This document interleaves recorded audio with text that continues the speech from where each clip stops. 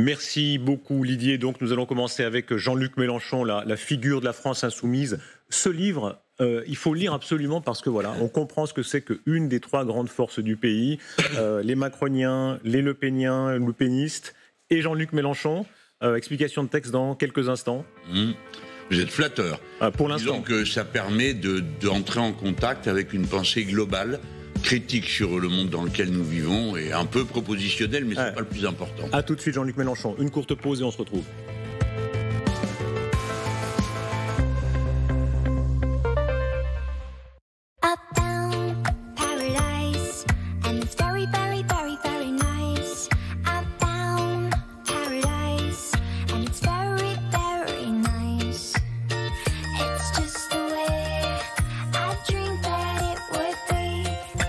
Cuir Center, bien plus qu'un canapé. Votre nouveau canapé cuir ou tissu est à prix exceptionnel chez Cuir Center. Profitez-en dès maintenant. Cet été, vous retrouvez votre fils en Suède. C'est drôle, la Suède. C'est le pays du hareng. Et vous adorez ça. Sauf celui-là. Celui-là, vous l'aimez un peu moins. La France, l'Europe, le bassin méditerranéen des 34 €. Transavia, les destinations qui vous sont chères, moins chères. Le bonheur de voyager en camping-car, en van, en caravane ou en fourgon aménagé, ça commence au Salon des véhicules de loisirs du 7 au 15 octobre au Parc des Expositions de Paris-Nord-Villepinte. Vos billets 7 € au lieu de 15 sur salonvdl.com. Remplacez votre système de chauffage et faites des économies avec Carrefour Énergie. Installez une pompe à chaleur à partir de 5 900 €. Tout est compris. Découvrez l'offre de notre partenaire Avison et faites des économies. C'est ça un bon plan Carrefour Énergie. Gérer une entreprise, c'est faire les bons calculs. Vous, plus votre talent, plus de l'énergie, et c'est parti. Puis tout se démultiplie. Les opportunités, les clients et le nombre de choses à faire. Conto, c'est le compte pro tout en un pour gérer les finances de votre entreprise. Facturer en un clic, c'est fait. Gérer les notes de frais de vos équipes, c'est fait aussi. Accélérer la compta, oui, c'est fait. Toutes vos finances pro, une seule solution. Conto, et c'est fait. En France, il y a 2000 décès par jour. Forcément, ça n'arrive pas seulement pendant les heures d'ouverture. Et là, à qui s'adresser pour savoir quoi faire? Il faudrait toujours pouvoir compter sur quelqu'un. Rock Éclair crée Rock Assistance Décès. Des conseillers funéraires qui s'occupent de tout 7 jours sur 7 et 24 heures sur 24 au 30-24. Rock Éclair, là pour vous. Vos papiers, s'il vous plaît. C'est votre véhicule? Ouais. Elle est belle, hein, mais je vous la prêterai pas. Pardon? Ah, mais vous excusez pas, je vous la prêterai pas. Bonne journée. Le style est enfin accessible, mais n'en faites pas trop quand même. Citroën C3 est à partir de 99 € par mois, avec 4 ans de garantie et assistance offerte. Peu importe ma trajectoire, peu importe combien de fois j'ai répété le saut dans ma tête, à l'atterrissage, je ne peux faire confiance qu'à une seule chose, mes pneus. Michelin, Motion for Life.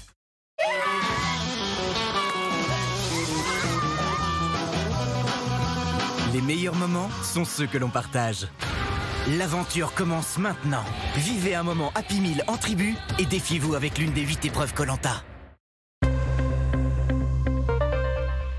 En France, il y a 2000 décès par jour. Forcément, ça n'arrive pas seulement pendant les heures d'ouverture. Et là, à qui s'adresser pour savoir quoi faire? Il faudrait toujours pouvoir compter sur quelqu'un. Rock Éclair crée Rock Assistance Décès. Des conseillers funéraires qui s'occupent de tout 7 jours sur 7 et 24 heures sur 24 au 30-24. Rock Éclair, là pour vous. Ah, vous l'attendiez cette semaine en Camargue. C'est l'endroit parfait où emmener vos enfants. Enfin, surtout si vos parents peuvent les garder toute la semaine. La France, l'Europe, le bassin méditerranéen des 34 €. Transavia, les destinations qui vous sont chères, moins chères. La sauce soja japonaise Kikkoman est naturellement fermentée, riche en umami et en arômes délicats. Avec Kikkoman, sublimez le goût de tous vos plats. Kikkoman, tout un monde de saveurs. Les toutes premières secondes. C'est quelques secondes pour savoir si l'on aime ou si l'on déteste. Des secondes d'excitation, de préjugés. Quelques secondes déraisonnablement décisives. Je n'essaye pas de vous convaincre. Seulement quelques secondes suffiront. Succombez à Cupra Formentor e-hybride rechargeable à partir de 499 € par mois. La nuit, Louisa et David n'arrêtent pas de bouger. Quand ils sont venus nous voir chez Grand Litier, on leur a conseillé un matelas avec une grande indépendance de couchage. Et le conseil sommeil en plus, notre tutoriel de relaxation avant de se coucher. La nuit porte conseil, nous aussi, Grand Litier. Après manger, tu pourras la conduire.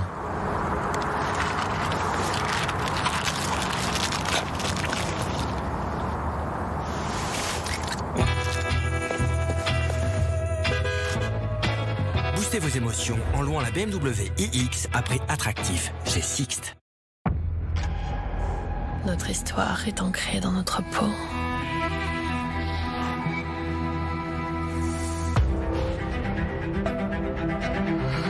Où que vous alliez, l'Italie sera toujours au cœur de votre Alfa Romeo.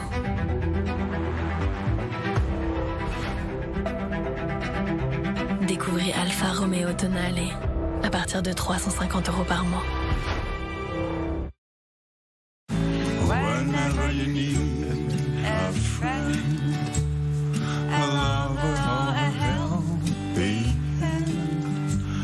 Un service qui ne rend pas service n'est pas un service. C'est pourquoi les conseillers Engie sont là pour vous accompagner à chaque étape de votre projet de rénovation énergétique. J'agis avec Engie. Votre programme avec Magnolia.fr. Changez votre assurance de prêt à tout moment et économisez sur Magnolia.fr, comparateur en assurance de prêt immobilier.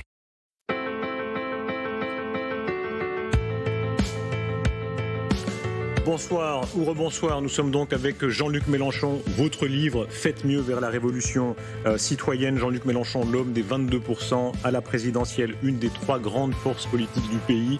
Un constat d'abord, j'ai soulevé beaucoup de livres théoriques de la gauche, il y avait cette idée de grand soir dans d'autres générations, est-ce que c'est fini ? Oui, je crois que c'est fini au sens où plus personne ne peut croire qu'on va changer la vie en appuyant sur un bouton ou en une nuit. Il y avait beaucoup de folklore là-dedans. La vérité, c'est que personne n'y a jamais réellement cru sérieusement. Vous y avez cru à une certaine époque ? Ah ben, jeune homme, évidemment. Et j'espère qu'il y en a encore beaucoup qui rêvent de tout transformer d'un seul coup. Est-ce que vous avez changé ? En quoi vous avez changé ? D'abord, dans la pensée, heureusement. Je suis l'héritier, comme pratiquement toute la gauche, socialiste, communiste, anarchiste, d'une vision critique du capitalisme, comme à toutes les époques. On critique le mode de production. Mais on n'avait pratiquement aucune vision qualitative. Tout était quantitatif. Ça, c'est la rupture. La rupture, ça reste l'objectif. Rupture avec le capitalisme. Oui, mais si vous voulez, à l'époque, on avait un débat qui n'a jamais abouti. Certains disaient « Ah, mais il y a une contradiction dedans, ça va s'écrouler tout seul. » D'autres disaient « Non, il faut une avant-garde. » Bon, il y a eu... Non, mais c'était des débats dignes. Mais il y avait une chose qu'on n'avait pas vue. C'est que la fracture se produirait à l'endroit auquel on n'avait pas pensé. Pourquoi ? C'est-à-dire... La population se développe, puisque la science a permis qu'on meure moins des grandes épidémies, beaucoup moins.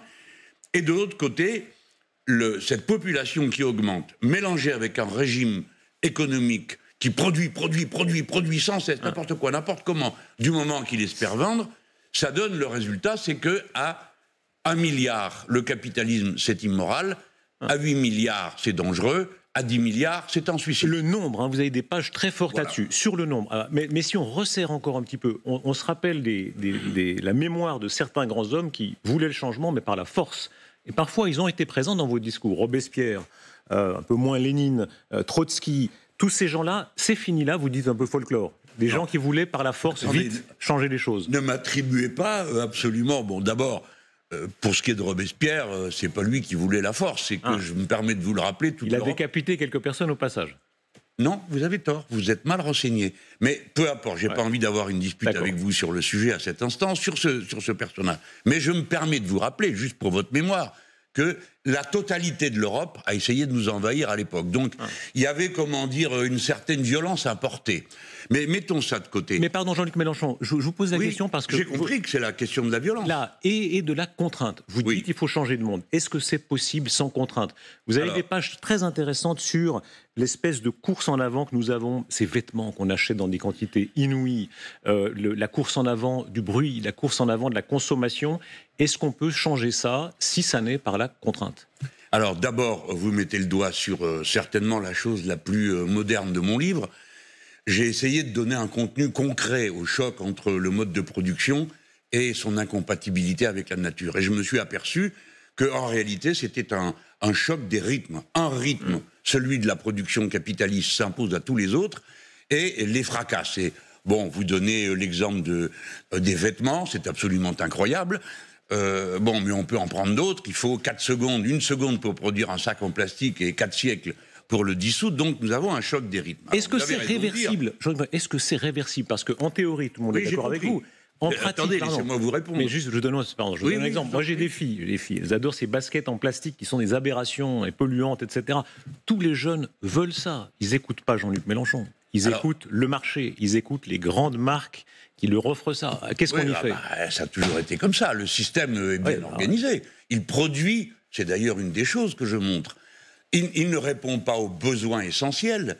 Il répond à des besoins qu'il crée le plus souvent, alors le paradoxe, c'est qu'il crée aussi de la rareté, c'est-à-dire il y en a, mais pas pour tout le monde, et c'est pourquoi il y a un prix qui va aller s'élevant. Mais n'entrons pas à ce niveau de détail, je reste à votre question de départ. Est-ce qu'on peut changer sans contrainte? Est-ce qu'on peut faire une révolution non violente? Bon, le chef de l'État actuel, M. Macron, a fait un livre pour être élu qui s'appelait Révolution. Bon. Voilà. Vous, c'est Révolution citoyenne.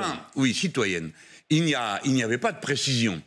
Moi, je précise, c'est une révolution citoyenne, c'est-à-dire c'est la révolution où la masse doit contrôler elle-même son existence. Et c'est pas seulement par méfiance à l'égard de tous les pouvoirs, c'est toujours sain, mais c'est aussi qu'elle doit s'interroger sur ce qu'elle fait. Vous venez de mettre le doigt dessus.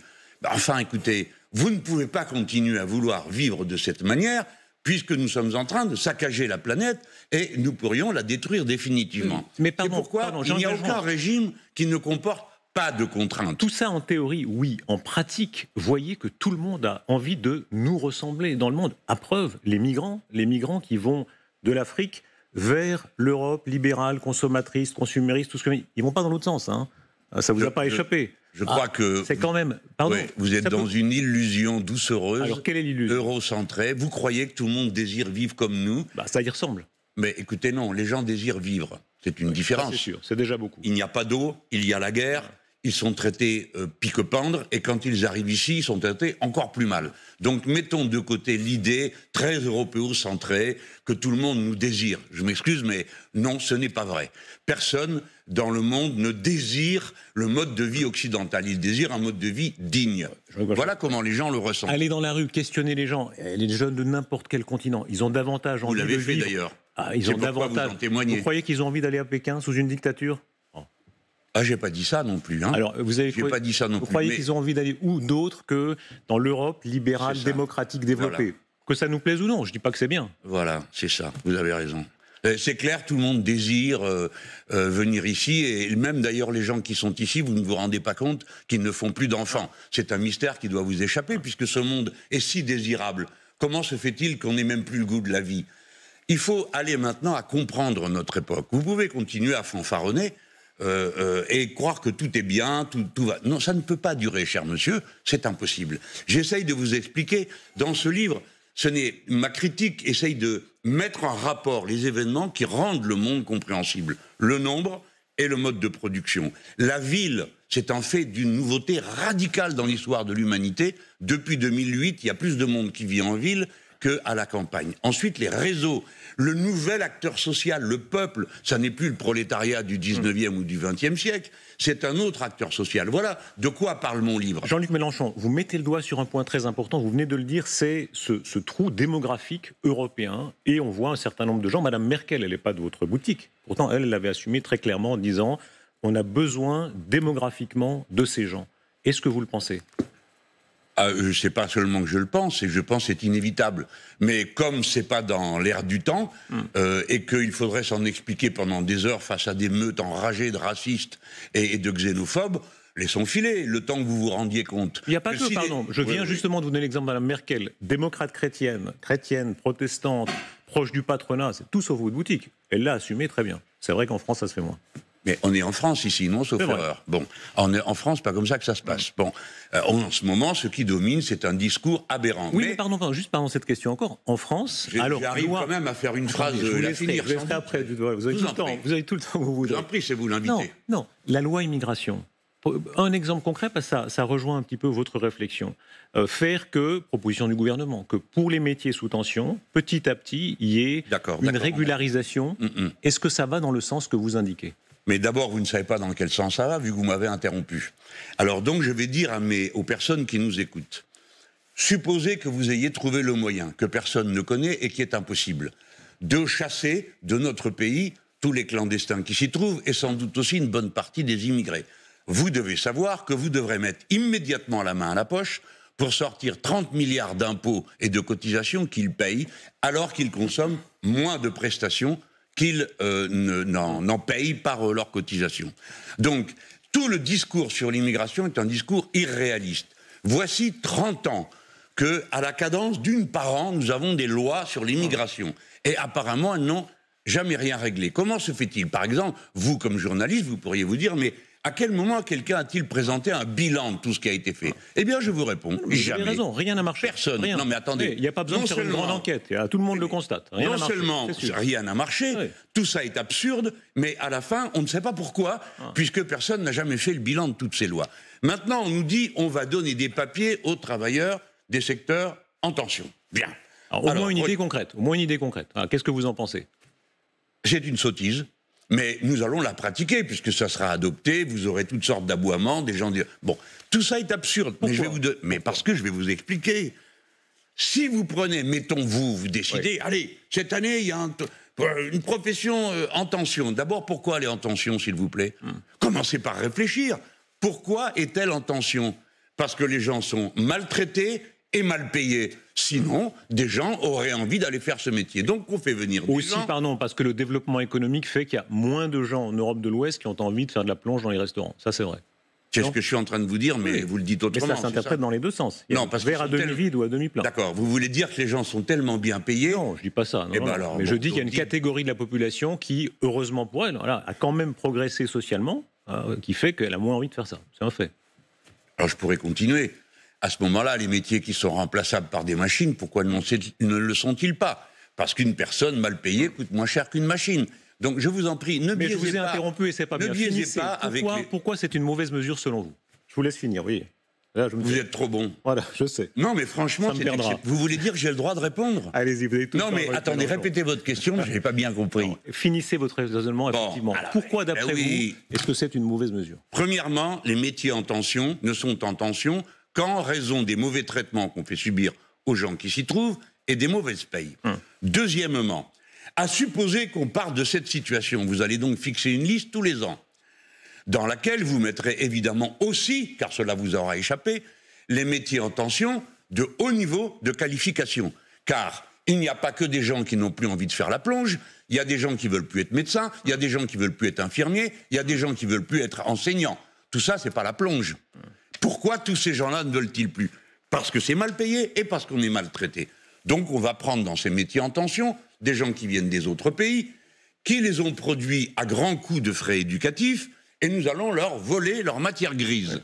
C'est une activité qui ensuite nous permettra de dire vous n'arrivez pas à vous développer. Quelle est l'autre branche alternative ? Parce que aider ces pays, tout le monde est d'accord, mais ça prend des années, voire des décennies. Ça non, mais attendez, vous n'y êtes pas là. Je crois que vous vous trompez complètement de sens, encore une fois. Il ne s'agit pas d'aider ces pays, mon cher.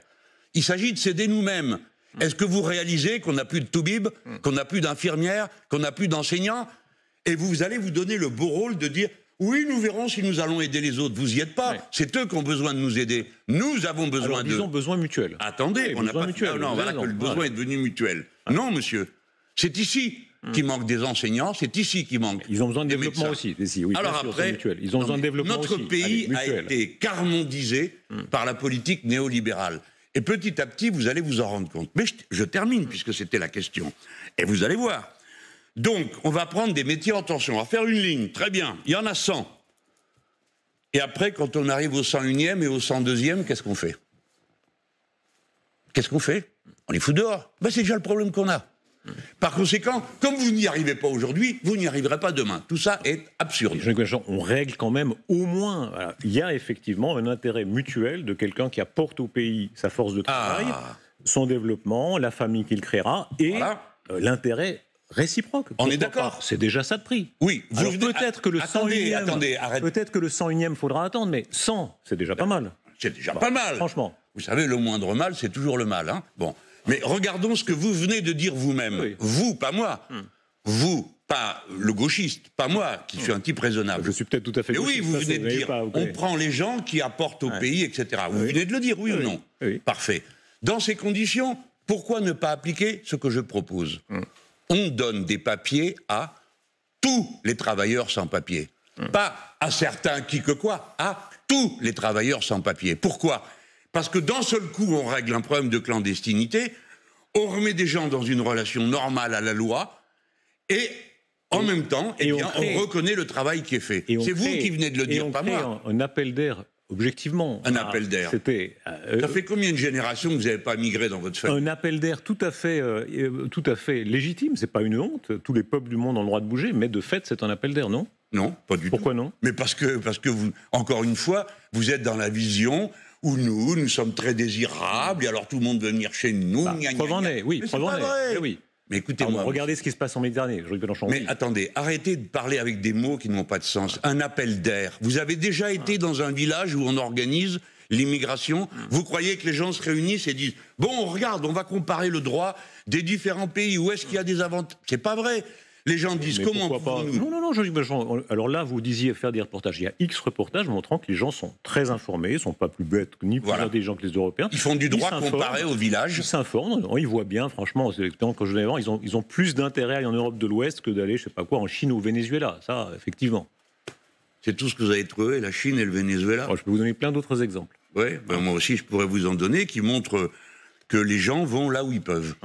Et voyez-vous, il n'y a pas de chemin à pied pour aller au Venezuela.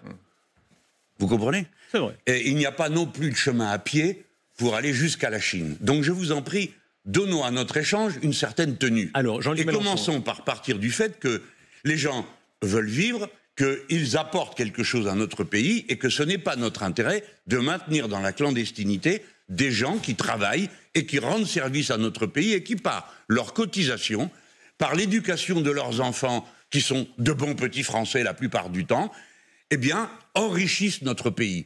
Donc, il faut arrêter de les regarder de haut et de les maltraiter. Si on va aux conclusions de votre livre, ce que vous appelez la créolisation, est-ce que, à votre esprit, c'est, pour tout ce que vous venez de dire, inéluctable? C'est-à-dire que ça plaise, que ça ne plaise pas, on arrivera là. C'est clair. Ça, c'est une évidence. D'ailleurs, vous êtes vous-même créolisé à fond. Pourquoi? Parce que vous utilisez continuellement des mots d'anglais dans les titres des journaux, dans la rue, le nom des boutiques. Ah, mais c'est de l'anglais, alors ça dérange pas. Mais vous ne vous rendez pas compte que dans le vocabulaire ordinaire, il y a des mots de toutes les langues. La langue française est une invention. C'est un type dans un bureau qui a décidé qu'on parlerait français. Il y a des degrés. Des gens ont fabriqué la langue. Il y a des degrés de créolisation, de mélange de la population, de mélange des cultures. On voit en Europe, ce sont des élections récentes, pardon. Regardez les votes en Slovaquie. Regardez la campagne électorale qui a lieu en ce moment en Pologne. De peuples ou de partis de peuples qui disent, nous, on ne veut pas être créolisés. Est-ce que vous leur donnez ce droit? Ah bon, vous les avez entendus dire qu'ils ne veulent pas être créolisés? Leur Premier ministre élu, pour l'instant, il a été élu par une majorité. Attendez, les Polonais sont créolisés avec tous les peuples qu'il y a autour. Non, ils sont moins créolisés que les Français, c'est vrai, oui. Mais vous êtes remplis de préjugés, vous les débitez les uns derrière les autres. Jean-Luc Mélenchon. L'appel d'air. Ils ont été très généreux pour accueillir des Ukrainiens, mais ils sont moins généreux. Et d'ailleurs, les gens de votre parti même s'en plaignent. Mais non, pas du tout. Mais attendez. Ils sont moins généreux. Quand je serai invité dans votre émission, je donnerai mon avis sur le sujet. Allez-y, exprimez-vous. Finissez, je finis la question. Ils sont moins généreux pour accueillir des peuples de Méditerranée. Ils le disent, ils ne le cachent pas. Ce sont des faits. Mais est-ce que vous leur reconnaissez ce droit ou est-ce que vous considérez que c'est du racisme? Vous faites un grand détour pour en arriver aux Méditerranéens. Mais commençons, puisque vous avez abordé le sujet, par dire que ça ne vous a pas gêné. 4 800 000 Ukrainiens intégrés dans l'Union européenne. En France, 120 000, c'est-à-dire autant que toute une année d'immigration habituelle dans notre pays. Bien. Qu'est-ce que ça révèle d'après vous? Ça révèle que notre pays est travaillé en profondeur par une absurde xénophobie à l'égard des peuples du Maghreb et de l'Afrique, et en particulier des musulmans. Mais disons les choses ouvertement, ce n'est pas mon cas. Alors nous sommes partis de la créolisation. La créolisation signifie le mélange spontané des cultures. J'ai pris l'exemple de l'anglais pour moins vous choquer, pour que vous compreniez tous que la créolisation, c'est ce mélange des langues, des habitudes, des mœurs, des façons de vivre, de s'habiller et de parler.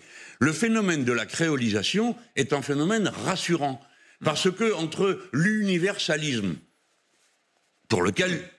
dont je suis partisan, qui est un peu abstrait, et la réalité qui est faite de différences, le moyen terme, c'est la créolisation, c'est-à-dire l'éruption du commun de manière originale, nouvelle, prévue par personne, dirigée par personne. Et c'est pourquoi la créolisation est l'avenir de l'humanité. D'ailleurs, vous et moi, on ne sera plus là pour voir ça, peut-être que si. Mais là, en ce moment, l'humanité est en train de franchir une étape sans s'en rendre compte, comme elle ne s'est pas rendue compte du passage à la ville, elle ne s'est pas rendue compte des 8 milliards. Nous sommes en train d'entrer dans l'espace infini. Alors, il reste des discussions subsidiaires pour savoir si on n'utiliserait pas mieux l'argent. Elles ont lieu. Mais la vérité, c'est qu'on est en train de le faire. Eh bien, vous verrez que quand il s'agit d'aller dans l'espace, cher monsieur, tout le monde est créole. Dans la station internationale, on mange de la cuisine sous vide française, on parle en anglais, et le reste se fait à partir de mathématiques qui sont universelles. Jean-Luc Mélenchon, vous le dites vous-même, cette idée, qu'elle soit bonne, mauvaise, inéluctable ou pas, n'est pas populaire dans une grande partie de l'électorat. Non, moi je dis pas ça. Vous le dites, mais non, pas moi. Vous avez dit xénophobie marquante, si marquante en France. Oui. C'est vous qui le dites. Oui, et alors Est-ce que vous concevez que, notamment à gauche, ça a été la déclaration hier de Fabien Roussel, certains disent, tout ce que dit Jean-Luc Mélenchon, ça a une grande force, 22% à la présidentielle, mais ce sera un effet plafond. À un moment donné, ça va arrêter le développement. C'est son propos, il faut le citer exactement, la gauche ne gagnera pas avec Jean-Luc Mélenchon. C'est possible. Elle pourrait gagner avec quelqu'un d'autre. Quelqu'un qui comprendrait son époque. Comme je l'ai fait moi-même. Parce que figurez-vous que le résultat de 22% n'a pas été atteint seulement par des performances de communication, qui étaient très importantes. Jean-Luc Mélenchon, je me permets de dire, vous comprenez très bien à votre époque, au contraire, mais très bien pour conquérir effectivement 22%, 30%, 50%, c'est autre chose. Est-ce que c'est le risque d'être comme le Parti communiste en d'autres temps, fonction tribunicienne, très grande réussite, mais toujours en dessous des 50? Oui, écoutez, on verra. Attendons que les élections viennent. Ce que je sais, c'est que on ne peut pas faire une politique populaire sans le peuple. On ne peut pas faire une politique pour les ouvriers sans les ouvriers. Or, la masse des ouvriers français sont racisés. Or, la masse de la population française vit dans les cités populaires. Or, la masse du peuple français ne s'identifie pas aux propos et à la vision du monde d'une fraction limitée dans ses rangs, qui est en effet xénophobe et raciste. Est-ce que vous assumez ça? Donc ne me demandez pas, pardon monsieur, mais la noblesse du combat politique, c'est de défendre des idées, et des fois, elles ne sont pas spontanément majoritaires. Elles le deviennent parce qu'on se bat pour elles. Eh bien, moi, je me bats pour l'idée de l'universalité du genre humain, parce que je suis content qu'il y ait 6 millions de mes compatriotes qui n'ont pas la même religion que les autres, si bien que nous avons une diversité qui fait la force de la France. Jean-Luc Mélenchon, vous soulignez, et vous avez raison, à quel point la classe ouvrière a changé. C'est plus celle des années 50. Est-ce que vous assumez qu'il y a aussi un vote, comment vous l'appelez, communautaire? C'est intéressant, ça a gêné les gens de donner le chiffre souvent à la présidentielle. 69% des musulmans de France ont voté Mélenchon. Bon ? Oui, c'est la Croix, sondage de la Croix. Et il n'y a aucun mal à ça, mais comment est-ce que vous qualifiez ce vote? Est-ce que ça vous revendiquez? Non, mais je le conteste. C'est pas une bonne manière de faire. Il peut être flatteur, on peut l'interpréter anti-flatteur. Oui, moi, celui de leur point de vue. C'est pas le sujet. Les musulmans ne votent pas comme musulmans. Ils votent comme vous. Vous êtes un être humain. Vous ne votez pas d'après votre religion. C'est un des déterminants. Un des déterminants. Il y a eu un vote catholique. Un des déterminants. Vous ne votez pas d'après l'opinion de votre voisin. C'est un de vos déterminants. Eh bien, eux de même, ils votent comme père et mère de famille, comme ouvriers, comme intellectuels. Le pourcentage, pardon. C'est la deuxième religion du pays. 69%, ça montre qu'il y a une proportion importante. Oui, mais je ne sais pas comment ce sondage a été établi, donc permettez-moi d'avoir des doutes sur la question. Oui, non, mais bon, On prend 1000 personnes et puis ensuite on en trouve dedans 10 qui sont musulmans et dedans on en trouve 6 qui sont d'accord avec Mélenchon et on dit 69% des musulmans. Ça n'a pas de sens. Il y a des musulmans de droite, des musulmans de gauche, des musulmans de tout ce que vous voulez. La religion n'est pas un déterminant politique aussi direct que celui qui est dit par ce sondage. Et on reparlera du pape tout à l'heure, parce qu'il y a une popolatrie presque de Jean-Luc Mélenchon. Là, on parlera du et vous allez voir. Vous pouvez déjà... C'est une émission qui se fait dans la nuance. Hein. Mais pas du tout. Jean-Luc Mélenchon, si on reste un instant, un instant, vous pourrez vous commenter et sourire. Un instant simplement sur la gauche, parce qu'au-delà des batailles de personnes, etc., il s'est passé ces derniers jours quelque chose dans le degré de colère à gauche qui est quand même très marquant. Et vous savez que ça désoriente un certain nombre d'électrices et d'électeurs de gauche. Les propos de Mme Chikirou, figure de votre parti, qui dit « il y a du Doriot chez Roussel », visiblement, ça a laissé des traces. C'est la déclaration maintenant de Roussel. Quel est votre propos là-dessus exact? Est-ce que vous le regrettez? Écoutez,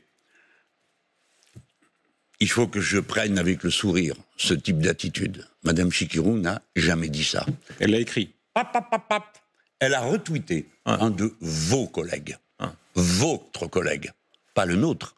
Ce n'est pas LFI, c'est Daniel Schneiderman, le site Arrêt sur Image, qui dit ça, et Madame Chikirou retweet. Et quand on dit à Schneiderman, mais qu'est-ce que vous avez voulu dire? Il a expliqué quelque chose qui est une réalité. Il y a un grand malaise à gauche avec certaines déclarations, pas celles de Madame Chikirou, celles qui, dans les discours de Fabien Roussel, posent problème à gauche. Mais par exemple, un exemple. Par exemple, dénoncer la gauche de la Sistana. Par exemple, lorsque la tête de liste la France des élections... C'est quand il a dit la France des allocs. Oui, oui. Ouais. Et j'en passe et des meilleurs. Ouais. Quand la tête de liste aux élections européennes que M. Roussel a nommée dit « mieux vaut la retraite à 64 ans que le droit à la paresse », c'est-à-dire mettant « mieux vaut travailler plus dur et y mourir au travail » qu'un texte du genre de Karl Marx à une époque où il n'y avait ni retraite, ni week-end, ni vacances. Mais, eh bien, alors, ce sont des choses qui nous mettent mal à l'aise. Est-ce que c'est quoi? De l'opportunisme? C'est de l'opinion? C'est quelque chose quoi? Écoutez, franchement, je m'en fous. Voilà. Vous me posez la question. Vous ne pouvez pas vous en foutre. Mais c'est la NUPES, c'est votre alliance. Mais non, il a décidé qu'il en sortait, donc il faut. Ça veut dire que c'est fini? Écoutez, je répète ma phrase, je m'attendais à ce qu'on parle de mon livre. Oh non, on va y revenir. Non, mais moi, ça ne m'intéresse pas, votre histoire. Ça intéresse vos électrices et vos électeurs, non, franchement. Ça n'intéresse personne, à part les journalistes qui ne savent pas quoi faire. Mais si, vous n'êtes pas un perdreau de l'année. Il y a eu des décennies où on se battait sur l'union de la gauche.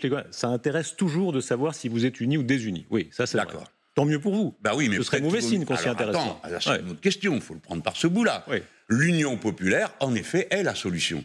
Oui, bah, nous devons rassembler le peuple. C'est la convergence des haines pour l'instant. Pardon. J'ai la plus grande difficulté à penser en 140 secondes. Oui. S'il vous plaît, laissez-moi finir une phrase. Ne serait-ce que par amabilité, juste pour être courtois un instant. Bien. Donc, l'union populaire est la solution, puisque mon livre décrit l'émergence d'un nouvel acteur social, qui est le peuple. Il faut donc qu'il puisse s'unir et donc déjouer les manœuvres xénophobe, racisme et combien d'autres, et la division. La forme tactique de cette union est une alliance politique. Mais ce qui est le plus important, c'est l'union, pas l'alliance politique. Nous ne pouvons pas faire alliance sur la base de la dénonciation de la France de la Sistana. Ça ne sera pas possible. Dès lors, vous comprenez qu'à cette étape, nous rencontrons, nous, qui sommes la force pour l'instant la plus importante, une difficulté. Comment rassembler quand vous signez un programme avec 640 mesures dedans, vous attendez que les élections soient finies, et à peine sont-elles finies que ceux qui ont signé disent « oui, tout ça, on s'en fout, c'est pas vraiment le sujet ». Voilà la difficulté à laquelle nous sommes confrontés. Et en même temps, qu'on approche d'une élection où nous pourrions gagner si nous étions unis, et que nous perdrons à tous les coups si nous sommes divisés. Voilà pourquoi c'est difficile et compliqué. Mais permettez-moi de vous dire que c'est pas une bataille de tweets, ça. C'est une bataille de civilisation. Si la France donne comme signal à toute l'Europe que dans ce pays, une gauche de rupture rassemble, passe en tête de toutes les formations politiques, ben ça change l'histoire de France et de l'Europe. Jean-Luc Mélenchon, question qui n'est pas du tout dehors de la controverse, qui est très paisible et douce. Ça sera nouveau. Voilà. Il y a dans votre livre quelque chose vraiment d'intéressant, c'est-à-dire que vous avez fait évoluer votre discours, c'est pour ça qu'il est intéressant. Je me rappelle cette époque où Mitterrand, qui venait plutôt d'un monde de droite, avait évolué, avait changé. Est-ce qu'il y a eu un moment comme ça dans votre conscience politique, ces dernières années, où vous avez changé?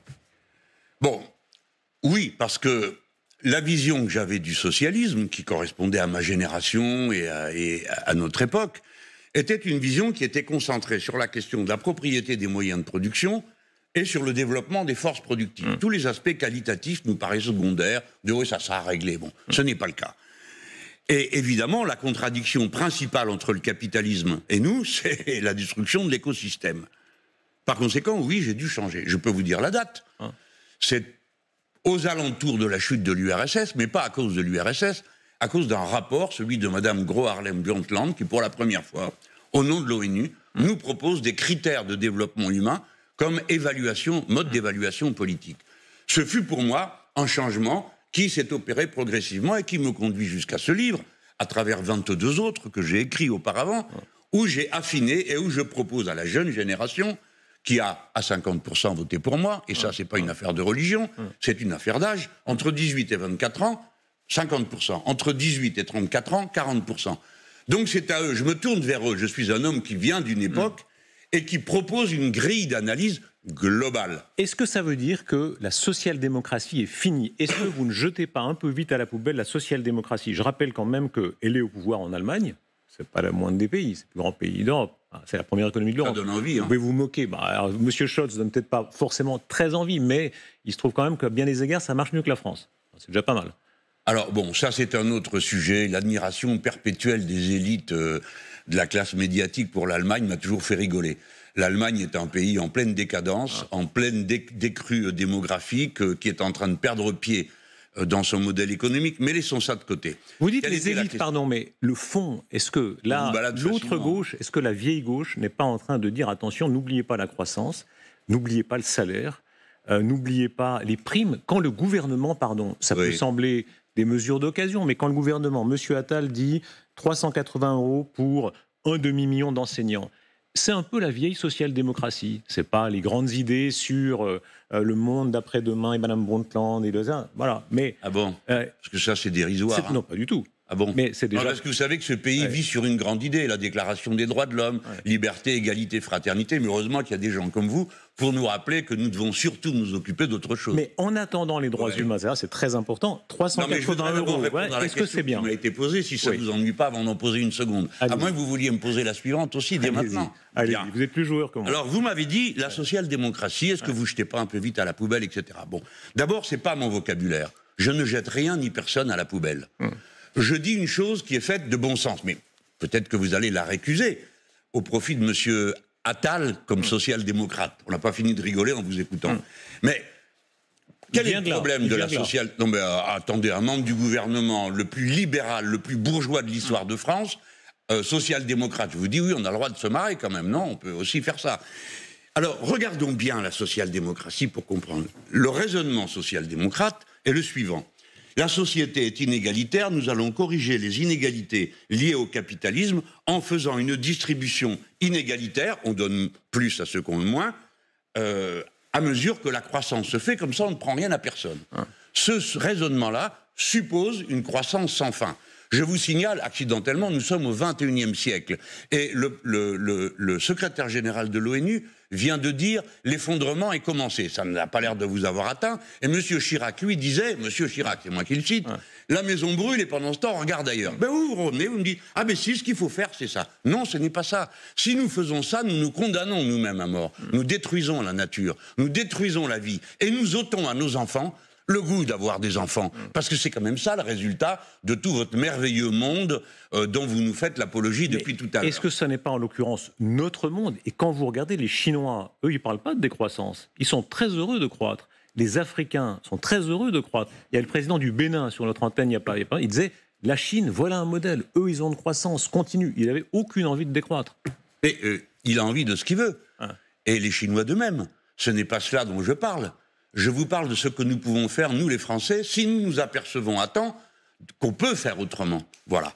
Et dans tous ces pays, je vous le redis, ce que demandent les gens, ce n'est pas la croissance qui est le vocabulaire des comptables. Ce n'est pas la croissance. Ce qu'ils veulent, c'est pouvoir ce mépris-là? C'est-à-dire avoir des enseignants, c'est-à-dire avoir des médecins, c'est-à-dire avoir les moyens de vivre, de cultiver et de se nourrir. Vous disiez, est-ce qu'il n'y a pas là une forme de mépris quand vous dites les comptables? Non, je vous pose une question sérieuse, c'est pas du tout pour vous provoquer. Des générations de gens ont vu dans leur famille qu'on vivait plus longtemps. On avait des antibiotiques qu'on n'avait pas dans le passé. Voilà. Le système libéral, démocratique de marché a plein de défauts, mais il a amené tout ça. Vous venez de nous apprendre quelque chose de nouveau. C'est le libéralisme qui a découvert les antibiotiques. Vous n'êtes pas gêné par ce type d'affirmation, Quel autre exemple de développement existe dans l'histoire que celui-là, pour l'instant? Vous auriez dû poser la question à vos ancêtres quand ils se sont mis en tête de changer le régime monarchique pour le remplacer par la République. On a posé la même question à Jaurès, une fois. On lui dit, il est dans l'hémicycle, on lui dit « Monsieur Jaurès, chiffrez votre changement !»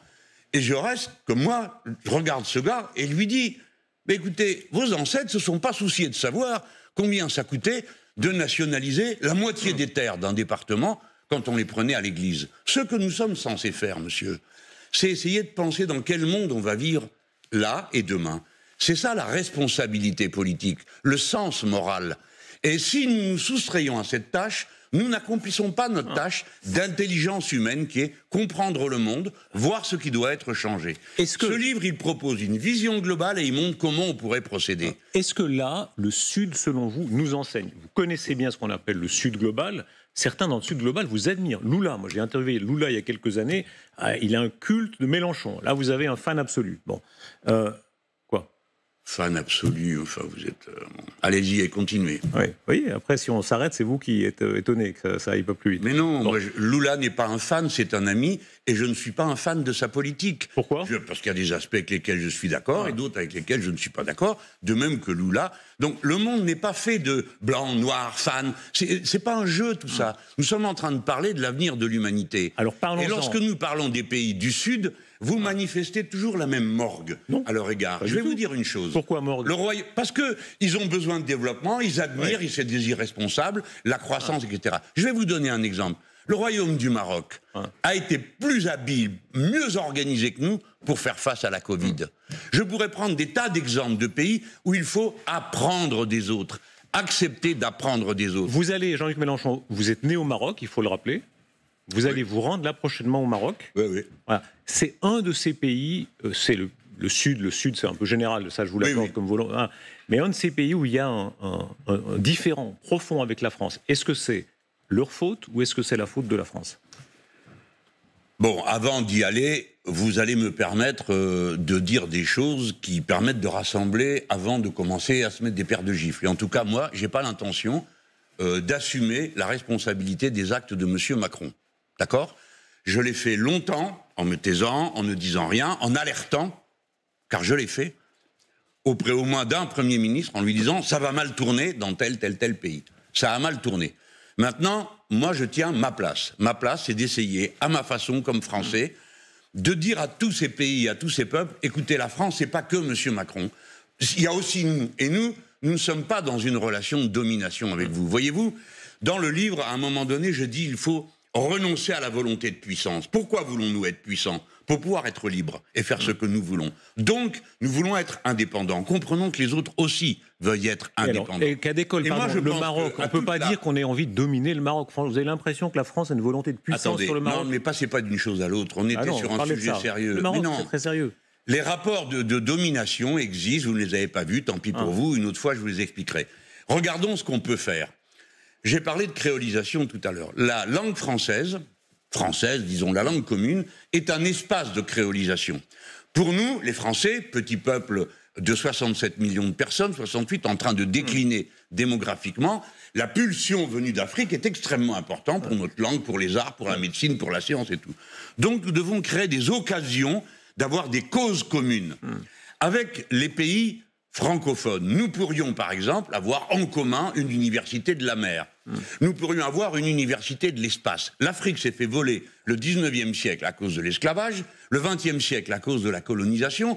Pourquoi au 21e siècle n'aurait-on pas ensemble la cause commune de la science et de l'espace. Alors c'est une très belle idée. Faut-il qu'ils le veuillent? Pour l'instant, c'est le ressentiment. Ce sont les mots très durs qu'ont eu les Marocains. L'exemple des Algériens. L'Algérie, quand même, c'est frappant, qui rétablit dans son hymne national le couplet anti-France, menaçant sur la France. On est en 2023, on n'est plus en 1962. Comment est-ce que vous expliquez ça? Vous étiez d'une famille pied noir. Je suis navré de vous voir dans ce rôle. Comment pouvez-vous dire des choses aussi fausses avec un tel aplomb? Qu'est-ce qui est faux? Parce que le couplet dont vous parlez a toujours été dans l'hymne national algérien. Il est rétabli dans sa forme de lecture totale. C'est ça le changement. Vous avez raison. Et alors, conclusion? Ah ben quand même, c'est pas très sympathique. Parce que nous sommes sympathiques, et donc il est normal que les autres soient sympathiques. Alors, la France a beaucoup à se reprocher en Algérie dans son passé. Et nos relations avec toute l'Afrique mais là maintenant, ces dernières années, pardon, je vous pose une question précise. Ces dernières années, où est la responsabilité de la France à l'égard de l'Algérie, par exemple, ou du Maroc? C'est pas en répondant à des questions pareilles qu'on fera avancer les affaires, ça c'est sûr. Je vous pose une question précise. Mais pour vous, tout est conflit. Je ne parle pas de la colonisation, de la guerre d'Algérie. Je dis ces dernières années. Vous disiez Macron. Macron, c'est maintenant. Je pense que les téléspectateurs, je les prends à témoin. Je fais ce que je peux. Hein. Allez-y. Est-ce que je peux parler? Allez-y. Bon. J'essaye de vous expliquer que, bien sûr, nous avons des différends. Vous n'avez pas l'air d'être surpris que ce soit avec tout le monde. Comment, en l'espace de 6 ans, la France a-t-elle pu se fâcher avec tout le monde? Il y a peut-être un problème politique. Peut-être qu'il faudrait aborder. Il y a des problèmes qui sont liés au personnage. Monsieur Macron, sa manière de parler. Tiens, il est parti réparer la clim. À l'autre, t'as fait un arrangement électoral. Cette manière grossière de traiter les autres n'est pas admise. Mais essayons de faire en plus un effort, de dire que pourrait-on proposer qui convaincrait tout le monde que nous sommes sortis de la mentalité néocoloniale, que nous ne sommes plus là pour seulement aider des très grandes multinationales françaises à s'implanter et à prendre. C'est donc en faisant des propositions de cause commune, pacifiques. Et je vais vous dire une chose, nous en avons besoin, car à nous tout seuls, nous n'y arriverons plus. Nous sommes une puissance spatiale. Vous savez comme moi que les Allemands nous ont une fois de plus mis dans une situation d'embarras extrême. Le projet Ariane 6 est bloqué en partie au moment où nous aurons le plus besoin de ces lanceurs. Eux ont décidé d'en faire tout seuls dans un coin avec les Suédois.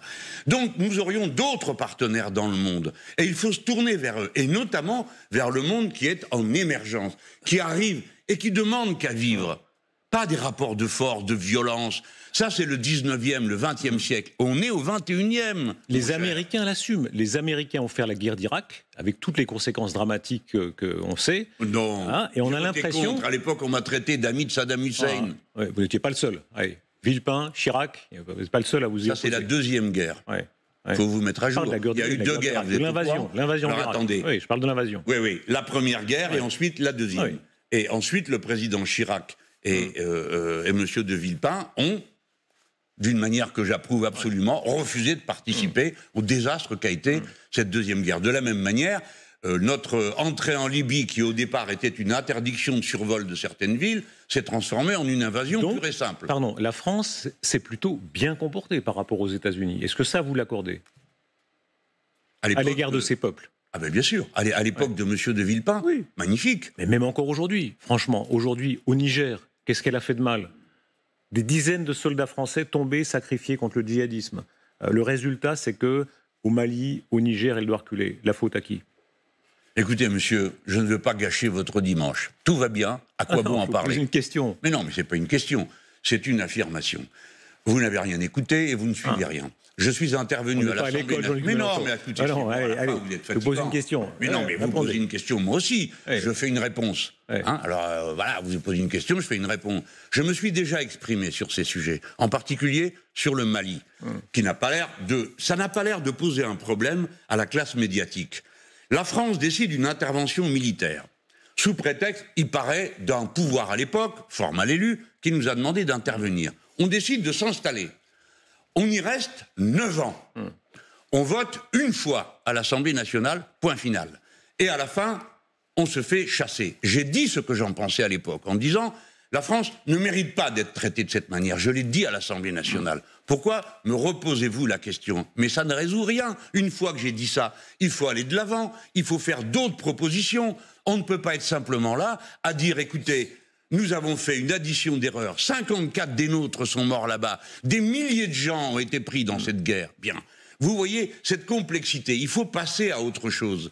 Si nous ne passons pas à autre chose et que nous venons seulement pour donner des leçons, nous serons fort mal reçus. Et c'est ce qui se passe. Un personnage dans ce Sud global, j'aimerais que vous disiez un mot, parce qu'il s'est passé quelque chose avec le pape François. Le pape François qui vient à Marseille, qui fait des reproches au gouvernement sur la politique de migration, et vous qui avez été dans le passé parfois assez sévère sur la papauté, vous vous rappelez? Oui, voilà. Allez-y, continuez. Il y a quelque chose vraiment qui vous plaît chez ce pape, plutôt de gauche, argentin, de cette complexion. Est-ce qu'il représente ce nouveau monde selon vous?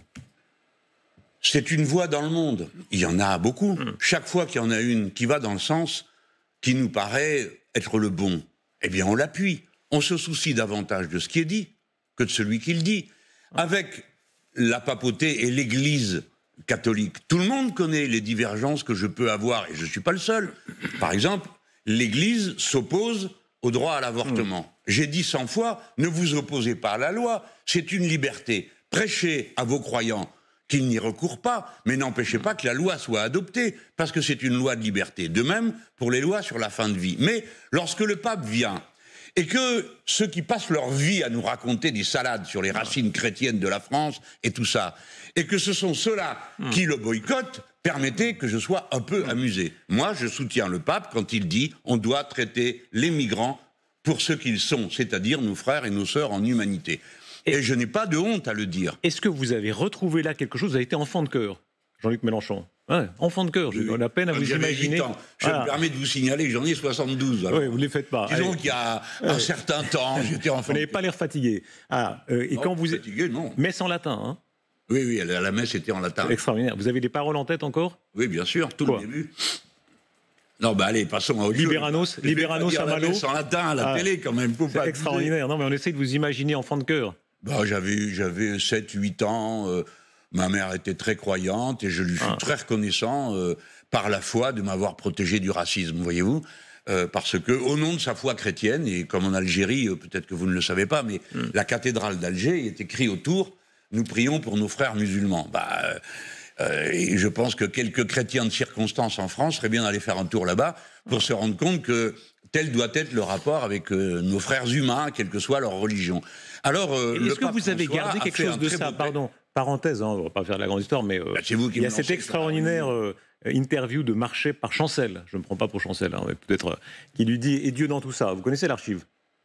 On en passera une autre fois. Et Marchais dit il y a quand même beaucoup de correspondance entre le communisme et le catholicisme. Ça m'a structuré. Ça vous a structuré, vous? Moi, dans ma jeunesse, par la force des choses. Et puis ensuite, parce que j'entrais dans l'adolescence, quand j'ai découvert les textes de Pierre Teilhard de Chardin, qui introduisaient l'histoire, la foi dans l'histoire. Oui, après, je ne vais pas raconter d'histoire. J'ai adhéré intellectuellement au matérialisme historique et dialectique. Voilà, je suis un autre homme, comme beaucoup. Mais j'en ai gardé, oui, du respect pour les croyants, et beaucoup de membres de ma famille sont profondément croyants et attachés à l'Église catholique. Alors, moi, j'ai une vie d'homme public, et je considère comme de mon devoir de ne jamais exposer des idées religieuses, parce que j'ai la prétention de représenter tout le monde pour des raisons qui ne sont pas religieuses, mais politiques. Est-ce que vous n'avez aucune nostalgie de ce monde-là? Le paradoxe, c'est que c'est une nouvelle gauche que vous décrivez, qui est très loin de ce qu'était Mitterrand. Rappelez-vous Mitterrand, qui parlait de son enfance à Saint-Paul d'Angoulême, etc. Le grec, le latin, la culture chrétienne, les bons pères, etc. Vous venez de ce monde-là. Voilà. Et là, vous écrivez un autre monde, qui est celui de la société créolisée. Il n'y a aucune nostalgie? Tout homme, toute femme a une nostalgie de sa jeunesse. Ce qui conduit souvent à faire des erreurs. Et à dire une bêtise comme « avant c'était mieux ». Permettez-moi de vous dire qu'avant j'y étais, c'était pas mieux. Et donc, je trouve au contraire très excitant le monde dans lequel nous vivons. Mais je vous pose une question. Celle-là, elle est un peu méchante. Un peu méchante. Les autres, vous vous rappelez, les autres étaient toutes gentilles. Qui n'a échappé à personne. Martinet qui disait de Mitterrand, il a appris à parler socialiste. À un moment donné, il disait la rupture, capitalisme, etc. Je ne suis pas sûr qu'il y croyait lui-même toujours. Est-ce que vous, là, à un moment donné, vous avez appris à parler nouvelle gauche? Ça marche? Non, attendez, faisons la part des choses. Le président Mitterrand, paix à ses cendres, était convaincu de ce qu'il disait. Ce qu'il disait était si mal calculé. La gauche de l'époque, j'en faisais partie, nous nous sommes tellement trompés qu'après avoir tout nationalisé, toutes les banques, tout le tiers de l'industrie, il n'y avait pas le début du commencement d'un socialisme dans ce pays. Donc, Admettons qu'on s'est quand même trompé, que ça mérite qu'on en discute. Mais sur la vieille culture. Alors, quand on en vient à moi, je suis... vous savez, c'est comme vous, quand vous étiez petit, vous croyiez au Père Noël. Et un jour, vous avez cessé d'y croire. Vous êtes devenu un autre homme. Eh bien, moi, j'ai cru que le développement des forces productives suffisait à faire le bonheur de l'humanité. Et au fil des années, ce n'est pas ce livre. J'ai écrit 23 livres. Celui-là est le 23e. Mais j'ai commencé vite, en 1983...